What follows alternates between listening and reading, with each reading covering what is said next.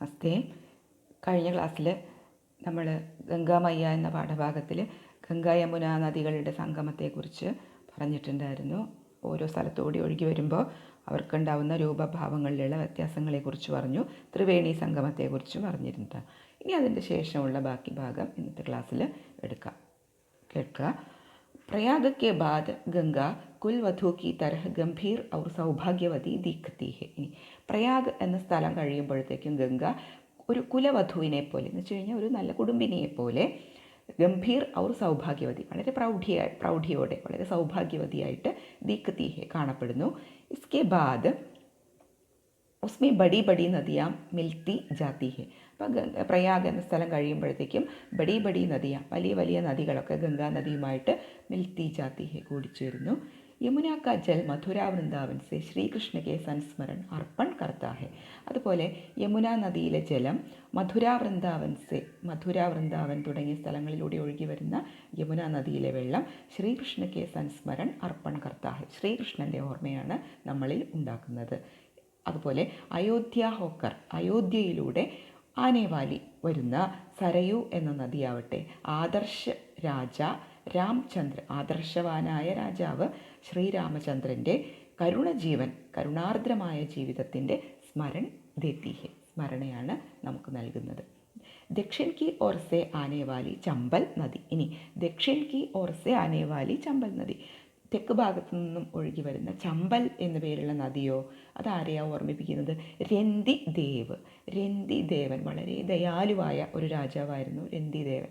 അപ്പോൾ ആ രന്തിദേവൻ്റെ ഓർമ്മകളാണ് ഈ ചമ്പൽ നദി നമുക്ക് നൽകുന്നത്. അതുപോലെ മഹാൻ കോലാഹൽ കർത്താ ഹുവ ശോണഭദ്ര ഗജഗ്രാഹ കെ ദാരുൺ ദ്വന്ദ്വ യുദ്ധ കി ഝാങ്കി കരാത്താ ഹെ. ഇനി മഹാൻ കോലാഹൽ കർത്താ ഹുവ, വളരെ കോലാഹലം ഉണ്ടാക്കിയിട്ട് അല്ലെങ്കിൽ വളരെ ഒച്ചയും ബഹളവും ഉണ്ടാക്കിക്കൊണ്ട് ഒഴുകി വരുന്ന മറ്റൊരു നദിയാണ് ശോണഭദ്ര. ഈ ശോണഭദ്ര എന്ന നദിയാവട്ടെ ഗജഗ്രാഹയ്ക്ക് ദാരുണ ദ്വന്ദ്വ യുദ്ധം, ഗജഗ്രാഹ എന്ന രാജാവിൻ്റെ വളരെ ദാരുണ ദ്വന്ദ്വ യുദ്ധം എന്ന് വെച്ചാൽ വളരെ വളരെ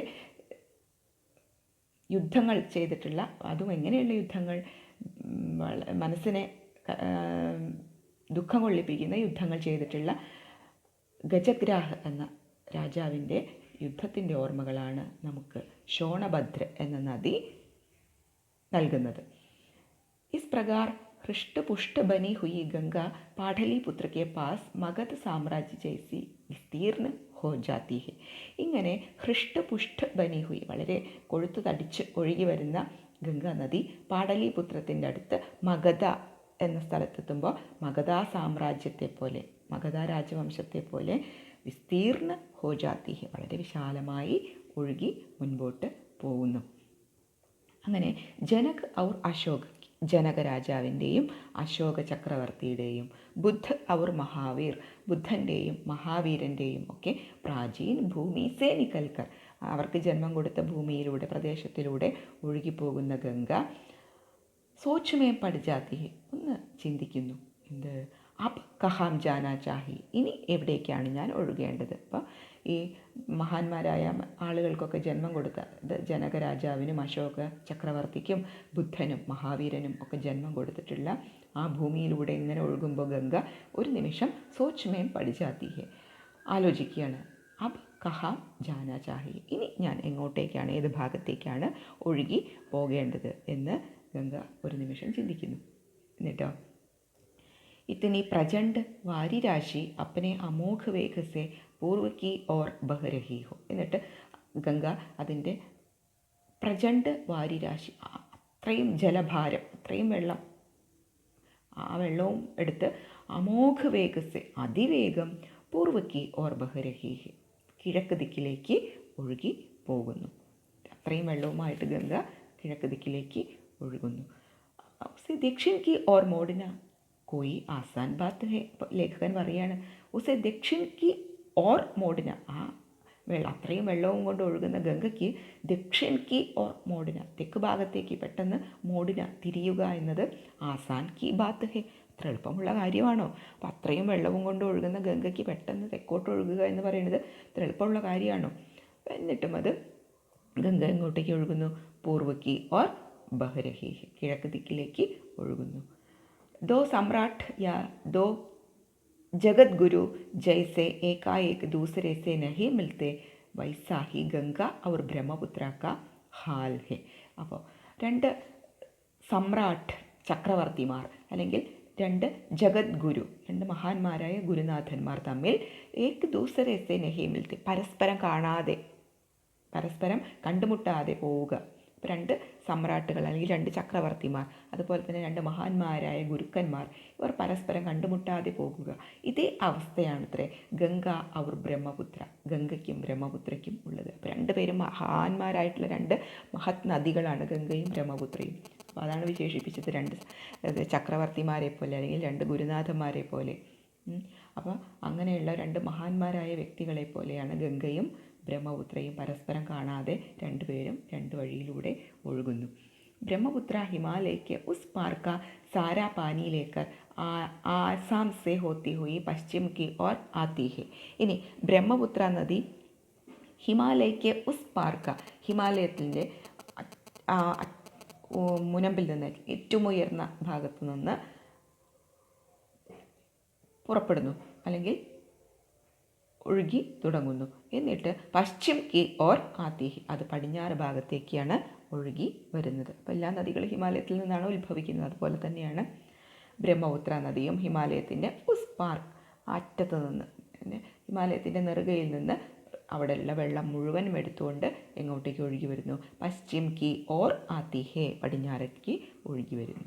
എന്നാൽ അതുപോലെ തന്നെയാണ് ഗംഗ ഹിമാലയത്തിൻ്റെ ആ ഉന്നതിയിൽ നിന്ന്, നെറുകയിൽ നിന്ന് അത്രയും വെള്ളവും കൊണ്ട് പൂർവ്വ കി ഓർ ബഡ്ത്തി ഹെ, കിഴക്കോട്ട് ഒഴുകുന്നു. അപ്പോൾ രണ്ട് വഴിക്കാണ് ഒഴുകുന്നത്. ഒരാൾ പടിഞ്ഞാറോട്ട്, ബ്രഹ്മപുത്ര പടിഞ്ഞാറോട്ട് ഒഴുകുന്നുവെങ്കിൽ ഗംഗ കിഴക്കോട്ട് ഒഴുകുന്നു. ഉൻകി ആംനെ സാംനെ ബേണ്ഠ് കൈസേ ഹോ. അപ്പോൾ ഇങ്ങനെ രണ്ട് ദിക്കിലേക്ക് ഒഴുകുന്ന ഇവർ രണ്ടുപേരും ആംനെ സാംനെ, പരസ്പരം, ബേണ്ഠ് കൈസേ ഹോ, എങ്ങനെ കണ്ടുമുട്ടും? രണ്ടുപേർക്കും പരസ്പരം കണ്ടുമുട്ടാൻ വയ്യല്ലോ, രണ്ടുപേരും രണ്ട് ദിക്കിലേക്കല്ലേ ഒഴുകുന്നത്. എന്നാലും രണ്ടുപേരും അന്തമേം ദോനോം ने तय किया कि दोनों को दाक्षिण्य धारण कर सरित पदी के दर्शन के लिए जाना चाहिए. അങ്ങനെ അന്തമേ, അവസാനം, ദോനോം തയ് കിയ, രണ്ടുപേരും ഒരു തീരുമാനത്തിലെത്തുകയാണ്. എന്ത്?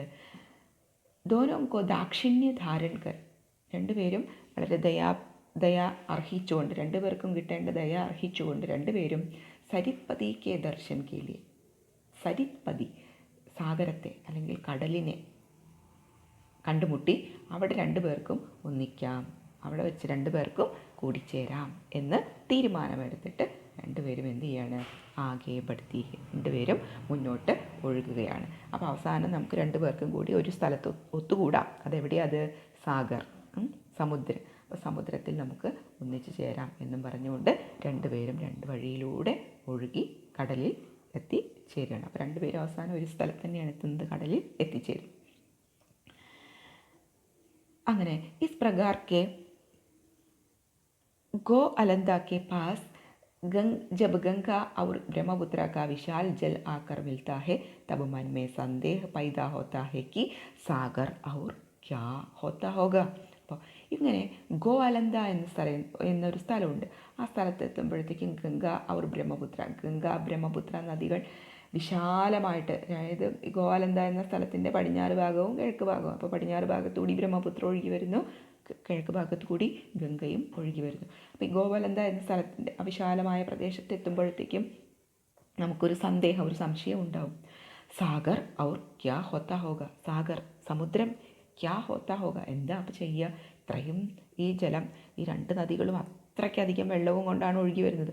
അപ്പോൾ ഈ രണ്ട് നദികളുടെയും വെള്ളം ഉൾക്കൊള്ളാൻ കടലിന് സാധിക്കുമോ എന്ന് നമുക്കൊരു വേള ഒരു സംശയം തോന്നിയേക്കാം. എന്നാലും വിജയ് പ്രാപ്ത് करने के बाद कसी हुई गड़ी सेना भी जिस प्रकार अव्यवस्थित हो जाती है और विजयी वीर मन में आए वैसे जहाँ जहाँ घूमते हैं उसी प्रकार का हाल इसके बाद इन दो महान नदियों का होता है. എന്നിട്ട് എന്താ പറയുന്നത്?